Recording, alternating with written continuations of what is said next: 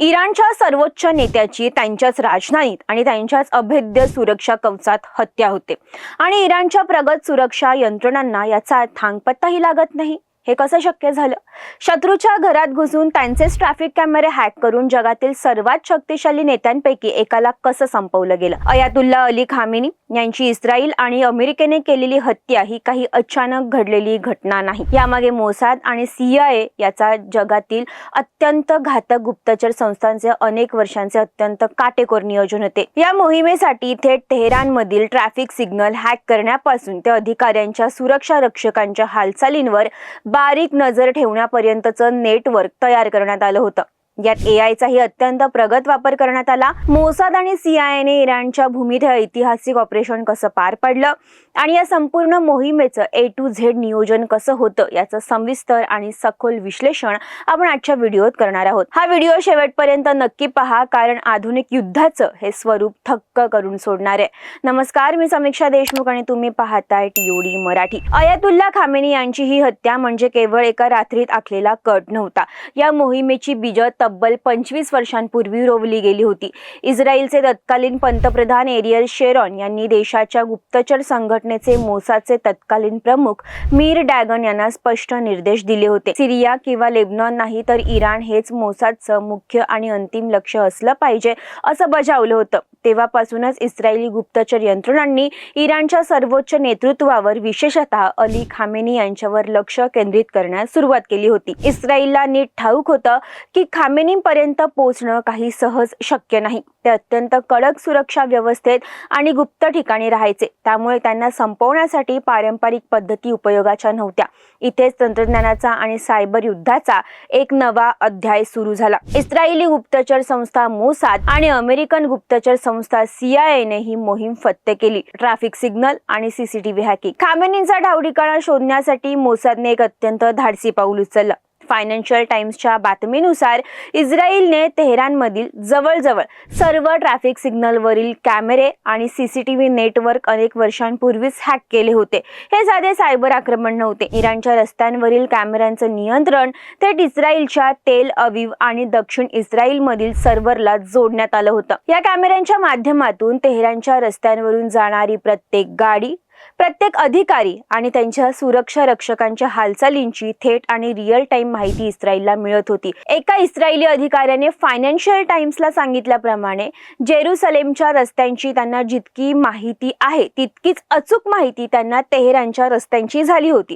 रस्ते आणि परिसराची इतकी सखोल माहिती असल्यामुळे तेथील लहान सहान बदलही त्यांच्या नजरेतून सुटत नसे। खोमेनींचं कार्यालय असलेल्या पाश्चल स्ट्रीट सारख्या अत्यंत संवेदनशील VIP मार्गांवरील कॅमेऱ्यांवरून अधिकाऱ्यांच्या खासगी गाड्या कुठे पार्क केल्या जात आहेत हे थेट इस्रायलमधून बसून पाहिलं जात होतं। AIच्या मदतीने पॅटर्न ऑफ लाईफचं विश्लेषण। आता तुम्हाला प्रश्न पडला असेल की संपूर्ण शहरातील हजारो कॅमेऱ्यांमधून येणाऱ्या लाखो तासांच्या डेटाचं काय करायचं?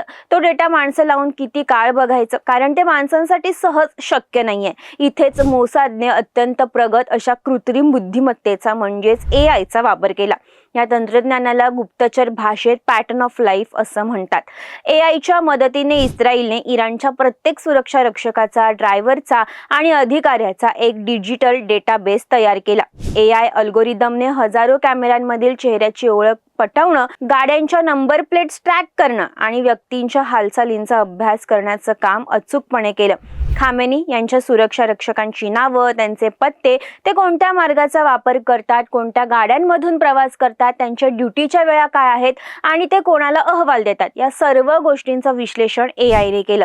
मानवी डोळ्यांनाही जे बदल सहजासहजी दिसू शकत नाहीत ते सूक्ष्म बदल AI ने टिपले। एखाद्या सुरक्षा रक्षकाच्या ड्युटीची वेळ अचानक का बदलली किंवा एखाद्या विशिष्ट दिवशी रस्त्यावर अधिक गाड्या का आल्या याचं अचूक गणित आर्टिफिशियल इंटेलिजन्सने मांडले आणि खामेनी यांच्या हालचालींचा अचूक अंदाज बांधला। ह्युमन इंटेलिजन्स आणि खबरांची भूमिका।